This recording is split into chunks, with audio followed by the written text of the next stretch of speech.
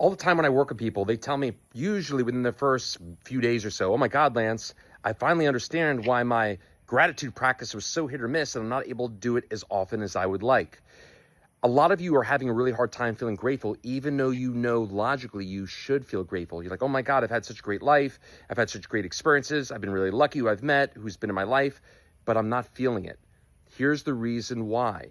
Gratitude is not a concept. It is really an emotional wiring, like a muscle, right? If we're talking about having big, strong biceps and you've built them and strengthened them, it's very easy to get that pump and lift that weight. But if you've not worked them consistently, it's very hard to get into the zone, so to speak here.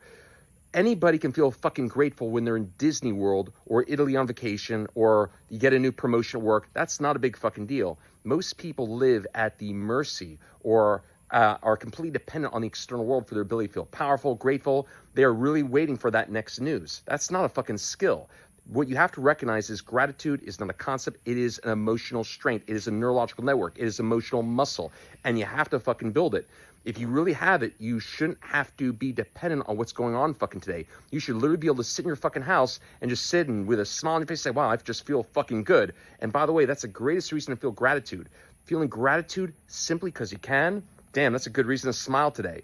If you want to change your life, you have to change your paradigm. Gratitude is not a concept. It should not be something you're externally dependent upon. And by the way, for the record here, those moments in your life where you feel really deep joy, gratitude, in that moment, you were probably in your own space. You probably weren't doing anything. You were probably reflecting on what happened earlier that day. But in that moment, there was not a reason or excuse. You were doing it yourself. You accessed a part of your brain that allowed you to feel that. That's really how you build that muscle. You work that emotion. You work that neurological network, that experience. But if you don't work that in the off season, it's going to be very fucking hard for you to feel that when you're in the midst of it. And that's where it really serves you, when you can feel super grateful, even when society told you shouldn't. Listen, you've been told a lot of fucking bullshit. Society's programs are you're not good enough. You need things and people outside of you to line up with you. And you should be afraid. Society's going to challenge you. But if you can feel, because you've worked that fucking muscle, gratitude, even in the midst of challenges, damn, that's a fucking great way to live. Anyway, I get to live like that. With that said, this is very important here. I'm a human being just like you. I go through challenges. I've had disagreements with my wife. I've had challenging clients. Of course, I don't live in a fucking monastery. I live in the real fucking world. I have challenges too. But the difference is I've built that emotional resiliency. So even if I get knocked down, I don't stay there. This I've been doing for clients for over 10 fucking years.